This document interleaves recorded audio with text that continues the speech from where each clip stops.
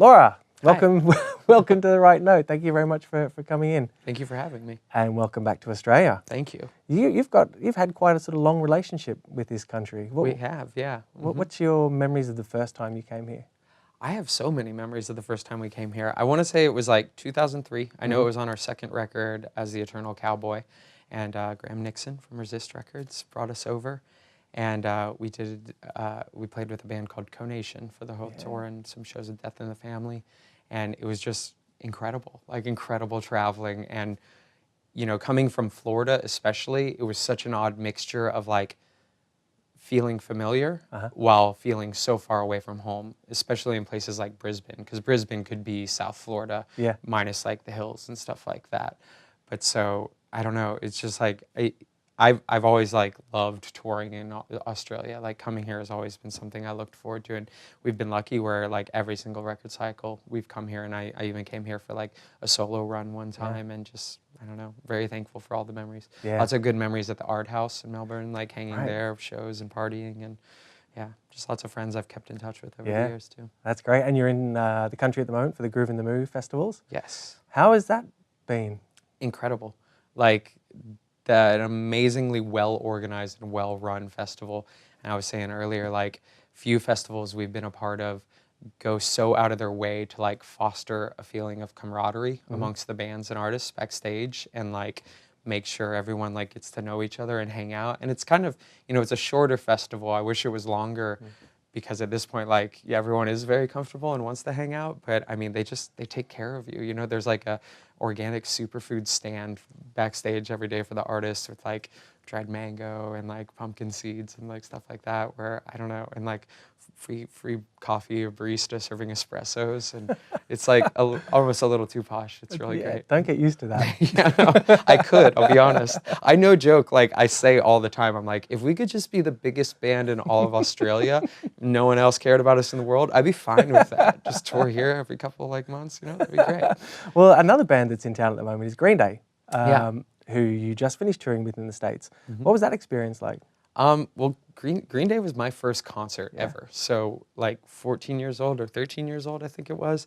I went and saw them like just as Dookie was coming out, and that show changed my life. You know, like I remember sitting on the street corner afterwards waiting for my ride with my best friend and being like, let's start a punk band. We need to do this, you know? So they were like, you know, a band that like made me want to do it, and then also like over the years have extended themselves to us and like supported our band, and you know, invited us to share the stage with them. We played with them in 2005 at Giants Stadium and Foxborough Stadium in Boston and Soccer Stadium in LA around the American Idiot album, and that was just like mind-blowing. And then to go out with them for like a month, you know, like right before this, it's just incredible. Like I unfortunately, like I can't really keep my cool when I'm talking to them. I'm just like instantly 14 years old. Really? Totally, yeah. It's like I don't think I'll ever get past that, you know? So you are in the country for a couple of reasons, obviously, to support Against Me's latest album, Shapeshift with Me. But before we talk about that, let's talk about the song which you just played for us, True Trans Soul Rebel, which was off the album prior to Shapeshift with Me. What does that song mean to you? You know, that song, like, I guess kind of in a way, like, relates to a full circle thing in the way, like, talking about Green Day does, where, like, you know, that's a song where never in a million years would I have imagined myself being able to be on stage and to play and to sing, like, the lyrical content of it, and to have people sing back at me. So, like, you know, especially to be on stage opening for Green Day and play a song like that, you know, like 14-year-old me's mind just explodes. Yeah, okay. And Shapeshift with Me has been out for about 6-7 months now. Yeah. How's it sitting with you? I don't know if this will sound weird, but it's like an easy album to live with in that like it feels good. Like it's always felt good. The songs always felt good going in to record it, and then afterwards, like playing it live, there's been an immediate connection with the crowd. People sing along, and none of the songs feel like you have to like work for them live or anything like that. It's really a record that was like born on the road, so it just feels like a natural extension of it. Okay. And you know, talking about like the record came out in September, and then my memoir, my book came out in November. So like working on a book and a record at the same time, that was like the first time in my adult artist life where the pressure wasn't on songwriting and more of the pressure was on writing a book. Right. So songwriting became this like extracurricular thing again where it was just like, I should be doing this, but instead I'm just going to write another song and procrastinate a little bit more on what I should be turning in. Right. So it was like amazingly like liberating as a songwriter to just like be able to do whatever, you know? Yeah. So is that the secret now for your 8th record? Write another book? I think, you know, well, see, it sucks because like I thought, you know, like when we finished this record, I was like, I did it. I cracked the code. I stumbled on how I'm going to do it for the rest of my life. And I unfortunately like realized then come November and come the election in the US, I was like, oh no, I've been like lulled into a false sense of security. Right. And now I kind of feel stupid just wanting to like write dumb love songs. And like, I feel like, you know, oh my God, like there's terrible things happening in the world and now I need to maybe focus on that a little more again. Right, okay. But the album is quite different for you in that regard, isn't it? In the fact that it is sort of love songs. Sure. What was it about now in your career that made you kind of focus in that direction? I guess, you know, like going back to saying like, you know, that there was no pressure on it and that like for the first time also like it felt like there were no expectations on what the record should be specifically about, you know? And coming from like the anarcho-punk scene and stuff like that in the past, like I always felt like there was this pressure where it's like, okay, got to have like 2 or 3 songs on the record that talk about anarchy or else like the punks are going to be pissed. Yeah. And like reaching a place where you're comfortable with yourself and like being out as a trans person, you know, it feels like that simple things to me feel very revolutionary and I like exploring that. Okay, and let's talk about the memoir, which is called Training. And I want to get the complete title correct with the subtitle, Confessions of Punk Rock's Most Infamous Anarchist Sellout. Yes. Why now a book? Why was the time right? There was a number of reasons really. Like I started working on it like in earnest right after I came out and initially it was like, you know, thinking like, okay, like I've just come out as trans and like maybe going back and reconciling with the past as I start to move forward is a good idea. And I've been an avid journaler since I was like 8 years old. I started as a school assignment and just like kept going because I got a good grade on it. So I had all these journals from like, you know, elementary school through middle school, high school to like being in a band. And that's like, you know, 20 some odd years of journaling and just like the physical weight of it, not even the metaphorical weight of it all, but like the boxes that I had to find places in my apartment to hide so people wouldn't go into my journals just started to feel kind of overwhelming too, where it was like, okay, you know, instead of like somebody one day stumbling upon these journals, maybe I should just go ahead and like offer them up. Yeah. And then I won't have to feel like I'm hiding anything, you know, even though I'm out, I'm open, you know? Yeah. But yeah, it felt like it was the right time to go back and reconcile with the past. It felt like also that writing a book meant that I wouldn't have to deal with people. It was just like a very isolating, solitary thing to do. Yeah. Even though in those journals there must have been some very emotional things that you read. There must have been some funny things as well that you read as a 14-year-old kind of scribbling away. Yeah, no, totally. And I mean, like, you know, it was tough, like, because obviously with that many journals, I had to cut a lot. Like, it's like maybe an 80,000 word book or something like that. And when I fully transcribed all my journals, I had like close to 2 million words. It was just like an absurd amount of words. So, you know, it was hard to like let go of some things and not include the really lighthearted stuff that meant a lot to me, like stupid stuff where like, I remember we went to like some party in Anchorage, Alaska the first time we played there, and Black Arm John, our roadie at the time, like got his shoes stolen at the party, and so ended up like going home from the party with no shoes, and like it was the most hilarious thing to us at the time. But like writing it out, I was like, I don't know, maybe we got to cut that, you know. So like some of those lighter, softer moments did get cut. Maybe for volume 2. Exactly. Yeah. So was it liberating, that whole process? Yeah. I mean, it was like, you know, ultimately, honestly, it was like really depressing in a lot of ways where like at the end of it, you know, really kind of feeling forced to like, okay, that's it. You know, like that's the truth, all kind of distilled down. And a lot of it's really ugly. And a lot of it is like things I regret, you know, like if I had to say anything I regret about like my adult life with touring is that like I've had the opportunity to go to so many amazing places and do so much amazing touring with so many amazing bands and have so many rad experiences. But for so much of it, I was like just so fucking depressed, you know, and like just because I was dealing with what I was dealing with. So to have the chance now to like still be here and still tour, but have kind of a total different mental approach to it is like, I feel so thankful for that, you know? That's great. And you've become, you know, a very outspoken voice for trans rights. When you first decided to transition, did you see that becoming the case, that you would take on that role? To an extent, you know, like I'm always really clear with people of like, I don't have all the answers. I can only offer up and share my experiences or my opinions on the way things have affected me or my experiences, you know?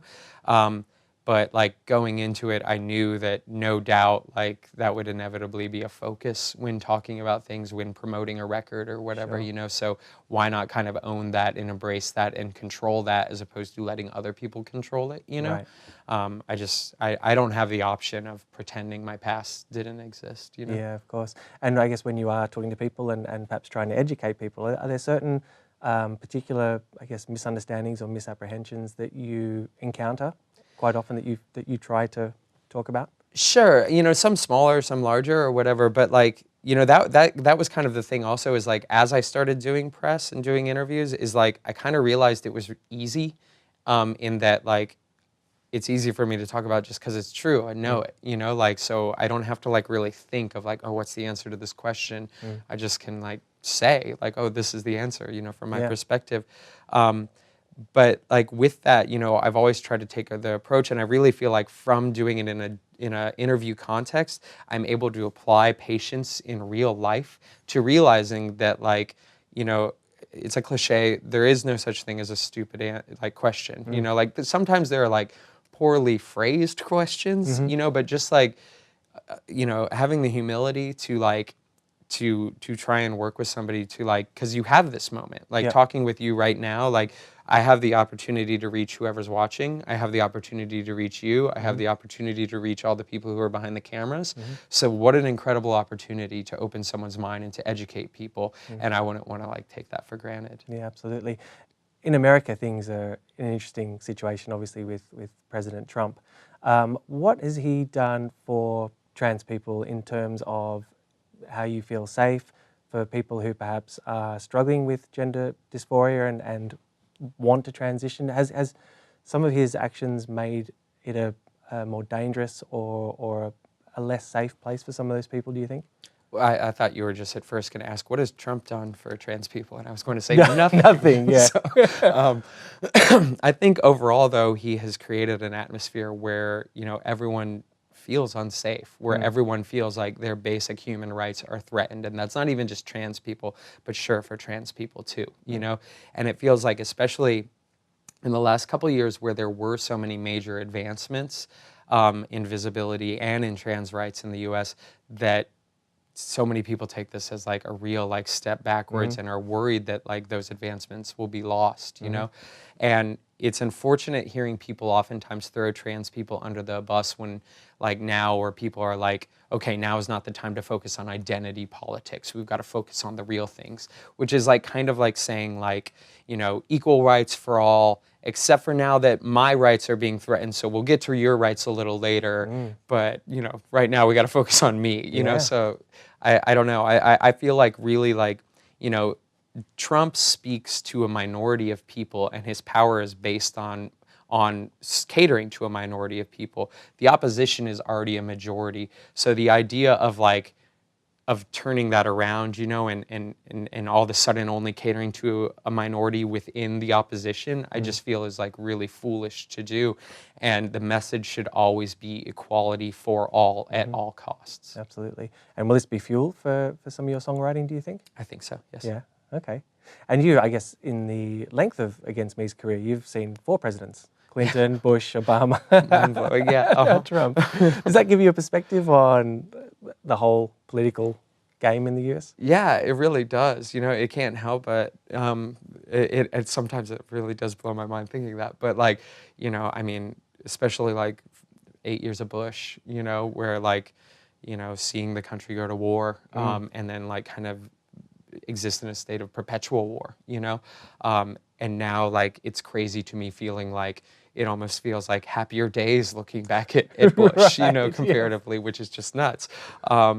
but it does give you perspective, you know, that things change, but that change is really like up to you and up to the people to make sure it happens. You know? Okay. And talking about the lifespan of the group, I believe this year is your 20th anniversary. Technically, yeah. Technically, yeah. Is that, I mean, what does that mean? Does it mean anything to you, that landmark? It's a real head trip. I'm like I'm trying to get my head around it, honestly. Like I started the band when I was 17 in like 1997 as a bedroom project where I was playing in other bands. I had a 4-track cassette recorder and an acoustic guitar. So it was just like, I want to write 10 songs and I want to record them. And then I'm going to dub the copies and give them out to my friends. And then it was like, and now I want to play a show just because like the idea of just me and an acoustic guitar was terrifying to me. And then I like accomplished that goal and I realized like, it's kind of boring to play by yourself with just an acoustic guitar. So I want to get a drummer. And it all just kind of went from there.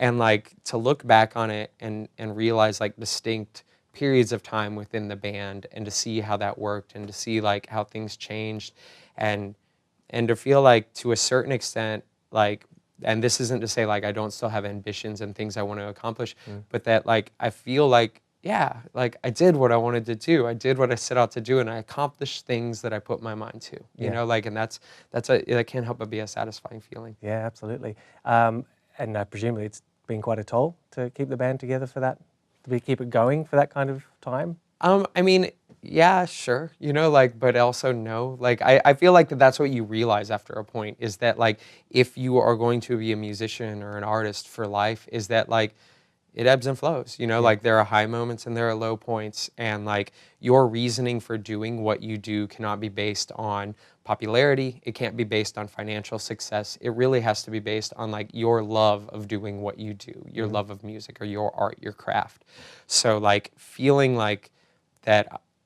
satisfied that I've challenged myself and grown along the way as an artist and also feeling like there's still more room to grow and continue growing is a great place to be at. Yeah, great.